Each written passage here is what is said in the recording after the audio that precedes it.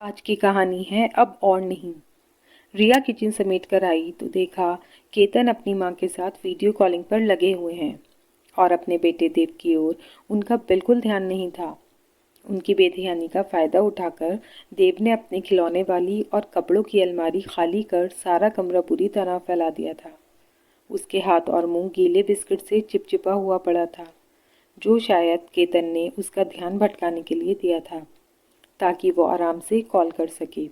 और देव ने वही गंदे हाथ कपड़ों पर भी लगाकर धुले कपड़े दोबारा धोने वाले बना दिए थे। रिया को ये सब देखकर इतना गुस्सा आया कि मन किया जोर से केतन पर चिल्ला पड़े, पर पता था कि केतन और सासू माँ दोनों मिलकर उस पर चढ़ जाएंगे। इतवार को वैसे ही केतन खाने में इतनी डिमांड करता था कि नाश्ते की किचन समेटने में ही बहुत देर लग जाती थी। तो ऐसे में क्या वो अपने बेटे को नहीं संभाल सकता था? देव तो चलो अभी 2 साल का भी नहीं हुआ था, पर केतन को तो समझना चाहिए कि छोटे बच्चे के साथ कितना काम होता है। पर उसे रिया की तंगी से कहाँ कुछ फर्क पड़ता था। चिढ़ते हुए उसने देव का मुंह हाथ साफ किया और दुखती कमर के साथ कमरा समेटने लगी। तभी उसके कानों में केतन और अपनी सासू माँ की बातचीत पड़ी। ठीक है ना माँ, फिर ये पक्का हुआ कि देव के जन्मदिन को हम अच्छे से सेलिब्रेट करेंगे। केतन की बात सुनते ही उसे बड़ा गुस्सा आया कि उसके बेटे के जन्मदिन मनाने की बात हो रही है और वो भी उससे बिना कुछ डिस्कस किए। पर यह भी रोज का था। सासू माँ दूर भले बैठी हों, पर हर बात में अपनी टांग जरूर अड़ाए रखती थी। यहाँ तक कि उसके घर में मेड लगेगी या नहीं, और लगेगी तो किस काम के लिए।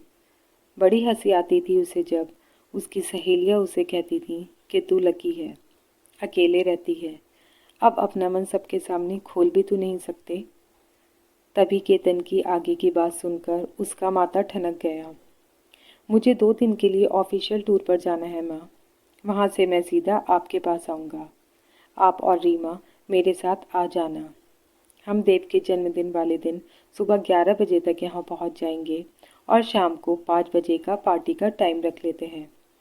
सासू माँ की भी केतन के इस प्लान से पूरी तरह सहमत थी, पर अब रिया से और कंट्रोल नहीं हुआ और वो सासू माँ को नमस्ते कहकर बीच में बोल पड़ी। केतन, आपने मुझे तो अपने टूर पर जाने के बारे में नहीं बताया। तो अब तो पता चल गया ना तुम्हें, बताने ही वाला था मैं। और अगर आप उस दिन 11 बजे तक वापस पहुंचेंगे तो जन्मदिन की सब तैयारियां कैसे होंगी? कैसे होंगी का क्या मतलब? भाई तुम करोगी और कौन? केतन, मैं देव को संभालूंगी या तैयारियां करूंगी? आप या तो पार्टी मत रखिए या फिर टूर पर मत जाइए। मेरा जाना नहीं टल सकता और पार्टी रखने का और सबको बुलाने का मेरा बहुत मन है। तुमसे कुछ काम नहीं होता रिया, हर बार कुछ न कुछ बहाना बना देती हो, और अगर करती भी हो तो कभी किसी को पसंद नहीं आता। रीमा की सासू माँ ने कहा। रिया को ये सुनते ही आग से लग गई। ये सही है, हर बार ढेर सारा काम उसके अकेले के सर पर थोप दो और फिर बैठ के कमियां निकालते रहो। बैठे बिठाए करा कराया मिल जाता है तो उसकी कदर नहीं आती। पर अब बस बहुत हुआ। अब रिया सिर्फ पत्नी नहीं थी, बल्कि एक माँ की माँ भी थी, जिसे पता था कि ये पार्टी उसकी तबीयत पर भारी पड़ेगी और उसकी तबीयत खराब होने पर भी देव को संभालने में कोई मदद नहीं करेगा। देव का जन्मदिन देव और उसकी माँ के लिए ही भारी पड़ जाएगा। रिया ने ठान लिया कि आज नहीं बोली तो वो कभी नहीं बोल पाएगी। उसने केतन को साफ कहा, जन्मदिन मनाने का मन आपका है और सब रिश्तेदारों को भी आप बुला लेंगे। सब आएंगे और आपकी तारीफ होगी कि केतन कितना मिलनसार है, और एक हल्की सी भी कमी रह गई तो आप सबके बीच में मुझे उसके बारे में ज़ोर से बता देंगे। मन आपका है और काम सारे मैं करूं, तारीफ आप पाएं और बेइज्जती मैं झेलूं। अब बस आज से ऐसा नहीं होगा। आपको जन्मदिन मनाने का इतना शौक है तो खुद से तैयारी कीजिए, मैं कोई तैयारी नहीं करूंगी। आप ज़बरदस्ती सबको बुलाएंगे तो सबको जवाब भी आपको देना पड़ेगा कि तैयारी क्यों नहीं हुई।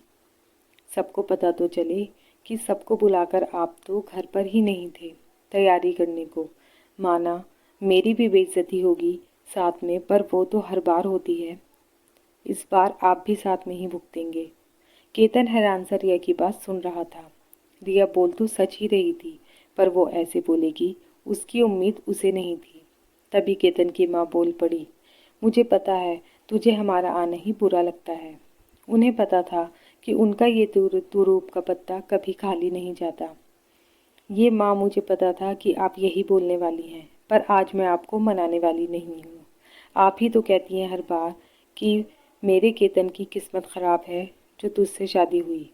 तो इस बार मैं कहती हूँ कि हाँ, आपके केतन की किस्मत ख़राब है जो मुझसे शादी हुई। ये ताना तो करके भी सुना है तो बगैर करे सही। अब कम से कम हम, हाँ, माँ बेटा खुश तो रहेंगे, है ना देव? और ये कहते हुए रिया ने देव को गोदी में उठाया और कमरे से बाहर निकल गई।